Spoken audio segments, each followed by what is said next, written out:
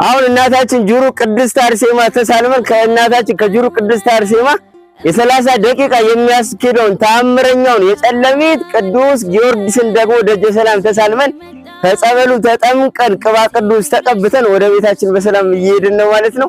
እግዚአብሔር ቢፈቅድና ቢረዳን የፊታችን ሚያዝያ 23 ቀን ከዓመታዊ ከሰማዕቱ ከቅዱስ ጊዮርጊስ ረድኤት በረከት ለመካፈል ሚያዝያ 22 ወደ እናታችን ወደ ጁሩ ቅድስት አርሴማ ደርሰን ተሳልመን ጸበሏን ተጠምቀን ደግሞ አመሻሹ ላይ ለዋዜማው ወደዚህ ወደ ጨለሚት ቅዱስ ጊዮርጊስ በመምጣት ከሰማዕቱ ከቅዱስ ጊዮርጊስ በረከት ረድኤት የምንሳተፍ ይሆናልና ከዚህ የመንፈሳዊ ጉዞ እንድትሳተፉ አሁንም ደግሞ በአምላከ ቅዱስ ጊዮርጊስ ስም ጥሪያችንን እናስተላልፋለን።